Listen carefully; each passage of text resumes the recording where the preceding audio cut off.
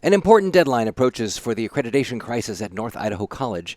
That date is November 5th, and this is election day for these three trustees, and happily, two of them are not running for re-election. Bye!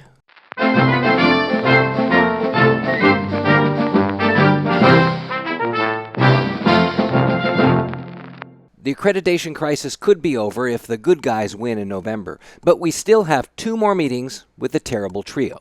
And various deadlines are coming regarding accreditation. These loom large on the horizon. Here's the list from the county showing who's lining up to either continue the KCRCC's wanton destruction of North Idaho College or who is running to save the institution. These are the good guys. And these are the people who will most likely be rated and vetted by the KCRCC. My guess is that Leslie Duncan will drop out soon if she hasn't already. The KCRCC's rating and vetting sham is approaching soon. And 2/5 of the Central Committee aren't controlled by Supreme Leader Regan, so we'll see how the process goes. This past Wednesday, NIC held a trustee meeting that was not only quick at 1 hour and a half, but mostly lacking in drama. I say mostly because wee little Greg had to throw his tantrum. You know I'm going to miss this guy when Eve Knutson runs over him on November 5th. I'll probably do a tribute video, all those Greg McKenzie highlights over the years, incidents that most definitely had an impact on accreditation. Where Boy McKenzie acted out last Wednesday was during a policy update. The policy was being changed to follow state law. Listen as the conversation begins and Greg unleashes his inner twerp. We now have tab 3, second reading, action policy on equal opportunity. Chair, if I could be recognized. Go ahead. I just have a request that this policy just include official input from NIC's attorney, and just it would allow consideration of recent court inputs and how it impacts NIC's policies. The issue in question deals with affirmative action, specifically getting NIC's policy to comply with state and federal laws as an equal opportunity employer. Let Dr. Swain explain. If you want to strip out, approve the affirmative action, which is no longer allowed by Idaho code, you need to approve this policy so that then it's stripped out, it's clean, and then we can come back and make adjustments. Makes sense. Seems like almost a housekeeping item. And the attorney seems okay with it. Or is he? Just to be clear, though, I have not done a review of this specific policy. I read it before the meeting, but I haven't done an analysis. So if the board wants to vote on it, that's fine. But you did that before the first reading. Right. Yeah, I read it, but I haven't been tasked with performing an analysis. Boyles admit he hasn't read it, which is bad. But then again, maybe he has read it, or shouldn't their attorney be reading the packet? Regardless, McKenzie has an issue. Remember, he waits months to approve minutes, and he enjoys writing motions, two issues I believe that are under the accreditation agency's magnifying glass when it comes to board governance. See, we're only talking about 1 month delay, and I just think it would be respectful to have all constituent groups considered when we're doing this. So are you asking for an amendment? I'm asking that this motion just be either postponed, or actually I'm not asking that this policy postponed. I would like to see this motion fail, and then I either can come forward with prepared a motion that would include all the constituents, or the board can just ask.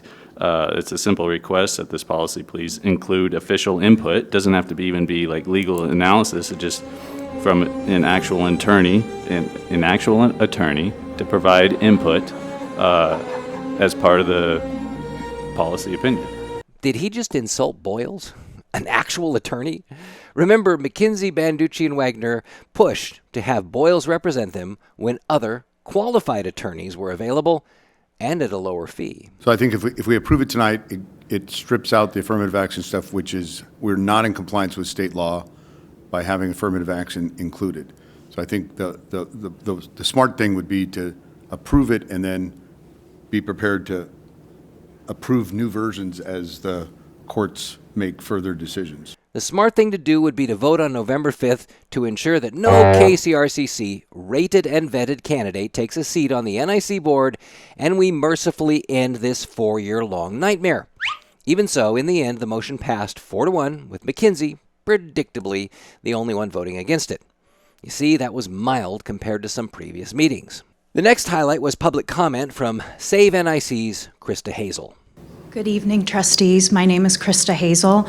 I represent Save NIC. I am also an alum of North Idaho College, and I am a proud patron, taxpayer of the school.